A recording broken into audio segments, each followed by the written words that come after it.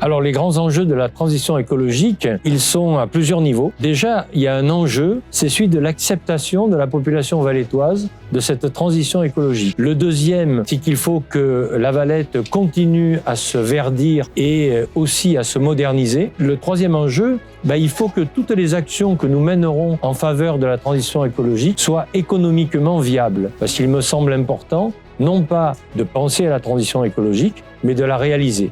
Donc Suez s'est engagé avec NID il y a maintenant 1 an et on partage avec NID la même ambition et la même méthode pour accomplir la transition environnementale des territoires. Donc la même ambition dans le sens où Suez est un acteur engagé des services à l'environnement et donc naturellement les activités de NID qui visent à transformer les territoires nous intéressait particulièrement. Ça nous donne beaucoup d'énergie de voir tous ces enfants qui se mobilisent. Ce sont les citoyens de demain, ce sont les acteurs qui sont aussi prescripteurs auprès de leurs parents. Et donc pour les changements de comportement, c'est essentiel et on le voit aussi dans nos activités, que ce soit pour réduire la consommation d'eau potable par exemple, ou bien alors pour mieux trier les déchets. Les enfants sont vraiment très forts pour convaincre.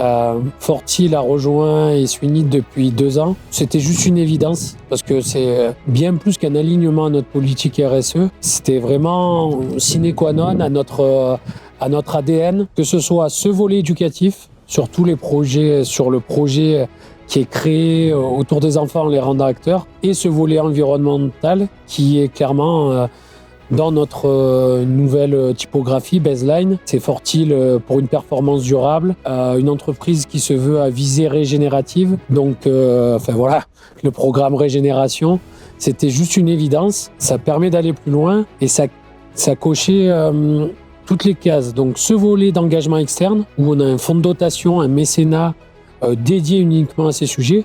Donc c'est par ce biais qu'on finance Régénération. Et en interne, en faisant intervenir nos collaborateurs, nos ingénieurs autour de sujets d'écoception par exemple, et où on imagine la création de nouveaux projets internes où on pourrait réfléchir au Fortil de demain avec les équipes de NID, nos collaborateurs et leurs enfants.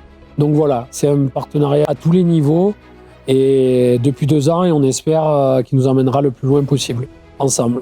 L'intervention de NID dans cette volonté qu'a la mairie d'accompagner la transition environnementale et sociétale avec les conséquences, l'accompagnement de NID va consister à embarquer les citoyens, jeunes et moins jeunes, les écoles, les comités de quartier, pour entendre ce qu'ils ont à dire sur ce sujet-là, les informer, les aider aussi à prendre conscience de tout ce qui est en train de se passer, à partir des informations scientifiques, à travers ce travail participatif et collaboratif, d'entendre ce qu'ils auront comme propositions, comme idées, comme imagination par rapport à comment faire pour affronter ces questions qui sont aujourd'hui vitales et cardinales. Et quand on a une mairie qui est soucieuse d'aller dans cette transition environnementale, c'est une façon de porter les choses avec l'ensemble des citoyens. Jusqu'à présent, nous avions travaillé avec les objectifs de développement durable de l'UNESCO, ce qui nous a permis de comprendre que chacun à son niveau a un rôle à jouer sur